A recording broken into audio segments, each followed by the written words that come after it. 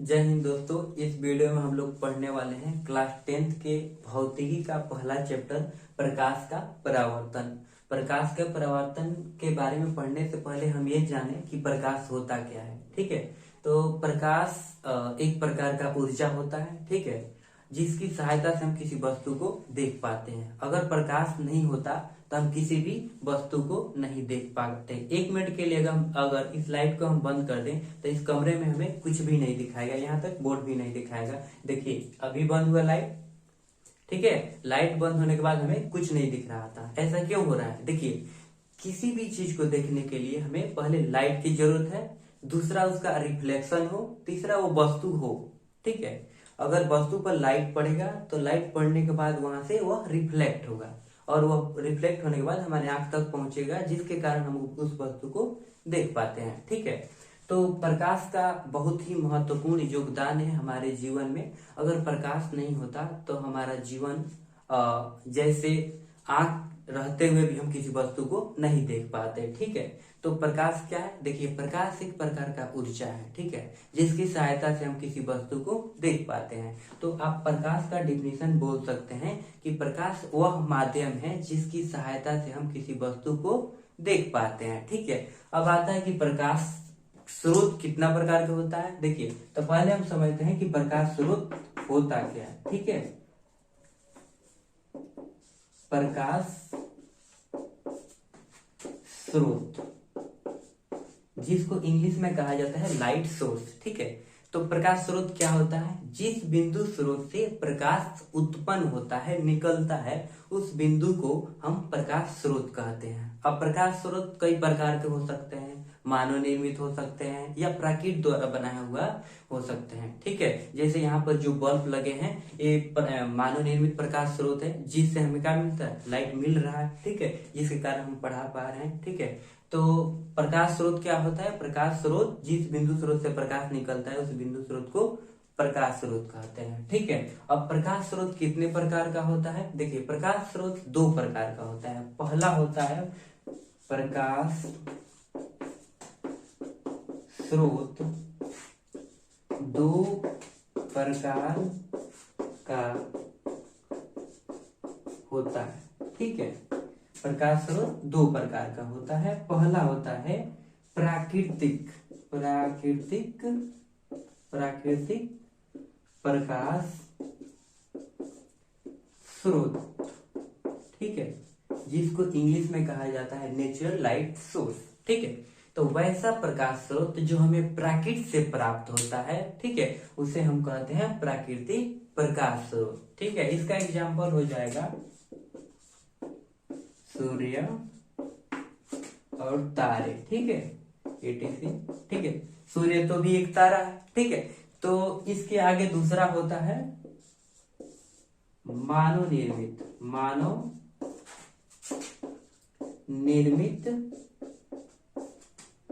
प्रकाश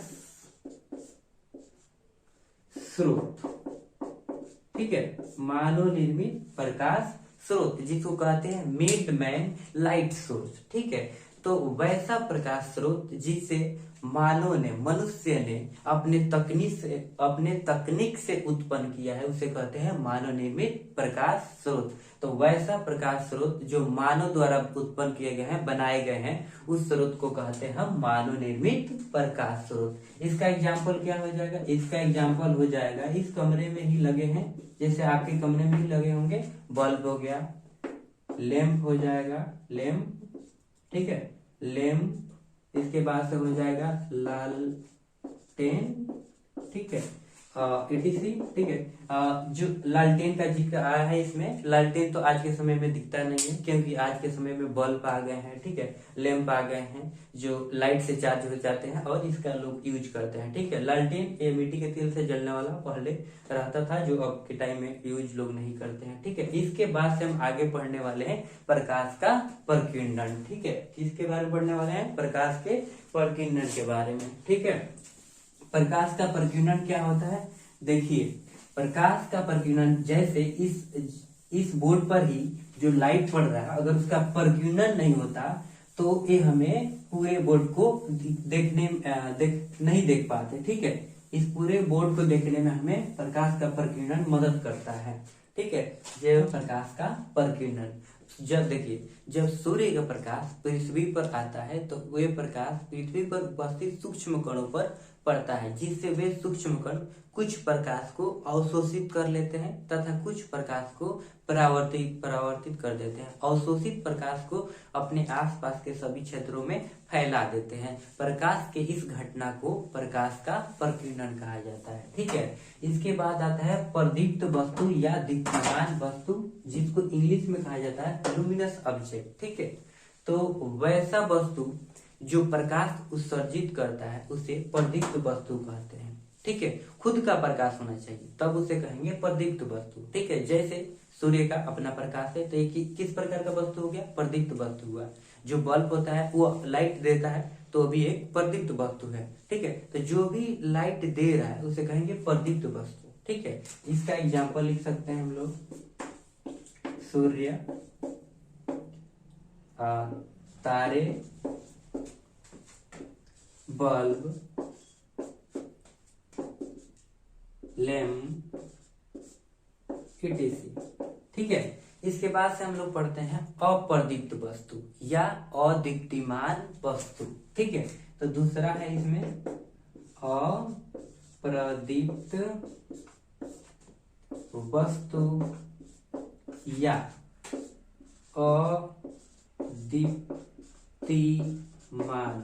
अदीप्तिमान, जिसको कहते हैं इंग्लिश में नॉन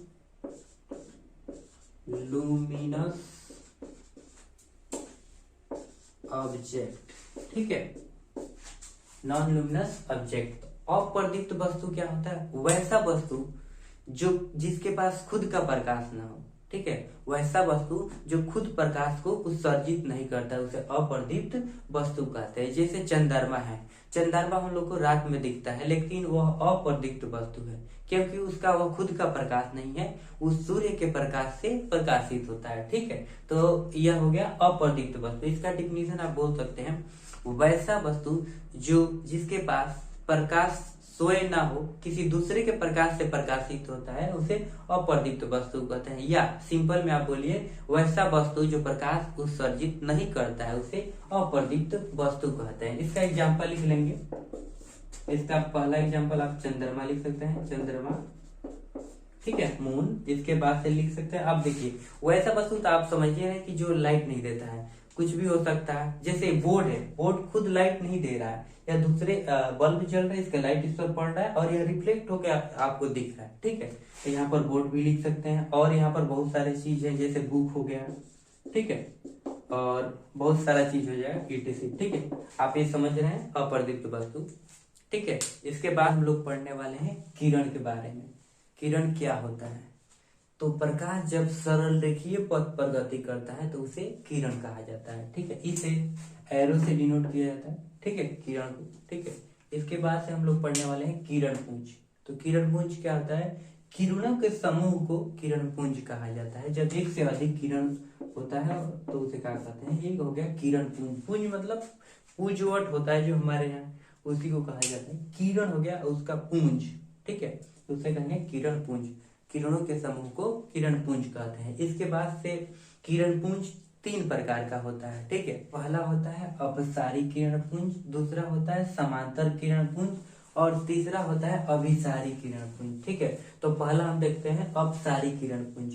वैसा किरण पुंज या किरणों का समूह जो एक बिंदु स्रोत से निकलकर फैलती हुई चली जाती है तो उसे हम कहते हैं अपसारी किरण पुंज। इसका आप देख सकते हैं इस प्रकार होगा, यहाँ से लाइट निकलेगा और यह फैलते हुए चला जाएगा। ठीक है, इस प्रकार के किरणों को क्या कहते हैं, अपसारी किरण पुंज कहते हैं। ठीक है, इसका एग्जांपल आप दे सकते हैं लाइट। जैसे हम लोग टॉर्च जलाते हैं तो लाइट निकलता है और फैलते हुए चला जाता है। ठीक है, दूसरा है समांतर किरण पुंज। समांतर किरण पुंज किसे कहते हैं, वैसा किरण पुंज या किरणों का समूह जो एक दूसरे के समांतर होती हुई चली जाती है। ठीक है, पैरेलल होते हुए आगे निकल जाता है तो उसे क्या कहते हैं, समांतर किरण पुंज। तीसरा है इसमें अभिसारी किरण पुंज। तो इसका आप डिफिनेशन बोलिएगा, वैसा किरण पुंज या किरणों का समूह जो एक निश्चित बिंदु पर आकर के मिलता है। ठीक है, उसे कहते हैं हम अभिसारी किरण पुंज। ठीक है, पारदर्शी पदार्थ के बारे में, अपारदर्शी पदार्थ के बारे में, परभासी पदार्थ के बारे में और छाया के बारे में। ठीक है, तो पहला है पारदर्शी पदार्थ, जिसको इंग्लिश में कहा जाता है ट्रांसपेरेंट ऑब्जेक्ट। ठीक है, तो वैसा वस्तु या वैसा पदार्थ जिससे होकर प्रकाश आसानी से आर पार आ जा सकता है, उसे पारदर्शी पदार्थ कहा जाता है। ठीक है, यहाँ पर रखा हुआ एक कॉपी है जिसमें फर्स्ट पेज में ये जो दिया है इसके आर पार हम लोग आसानी से देख पा रहे हैं। ठीक है, तो यह क्या हुआ, यह एक पारदर्शी पदार्थ हुआ, मतलब वैसा वस्तु जिससे होके प्रकाश आसानी से आ जा सकता है। जैसे हम लोग जो चश्मा लगाते हैं उससे भी हम लोग उसके आर पार लाइट आ जा सकता है, जिसके कारण हम लोग देख पाते हैं। ठीक है, तो पारदर्शी पदार्थ क्या होता है, वैसा पदार्थ जिससे होकर प्रकाश आसानी से आर पार आ जा सकता है, उसे पारदर्शी पदार्थ कहते हैं। ठीक है, इसका आप देख सकते हैं, जैसे कोई ऑब्जेक्ट हो और इससे प्रकाश इस पर पड़े और यह प्रकाश विदाउट डेविएशन सीधे निकल जाए, तो इसे हम कहेंगे पारदर्शी पदार्थ है। ठीक है, इस पदार्थ को कहेंगे पारदर्शी पदार्थ है। दूसरा आता है अपारदर्शी पदार्थ, जिसको इंग्लिश में कहा जाता है ओपेक ऑब्जेक्ट। वैसा पदार्थ जिससे होकर प्रकाश आर पार नहीं आ जा सकता है, उसे हम कहेंगे अपारदर्शी पदार्थ। जैसे इस कॉपी से होकर लाइट आर पार नहीं आ जा सकता है, तो यह कॉपी क्या हुआ, अपारदर्शी हुआ। ठीक है, तो वो सारी चीज जिससे होकर लाइट आर पार नहीं आ जा सकता है, उसे हम कहेंगे अपारदर्शी पदार्थ। ठीक है, इसका एग्जाम्पल हो जाएगा कुर्सी, बेंच, टेबल, बोर्ड, ये सब हो गया अपारदर्शी। वहां से तीसरा है पारभासी पदार्थ, तो वैसा पदार्थ जिससे होकर प्रकाश अंशतः गुजरता है, अर्थात धुंधला दिखाई देता है, तो उसे हम कहेंगे पारभासी पदार्थ। वैसा पदार्थ जिससे होकर प्रकाश अंशतः गुजरता है या थोड़ा थोड़ा दिखाई देता है, धुंधला दिखाई देता है, तो उसे हम कहते हैं पारभासी पदार्थ। इसके बाद से है छाया।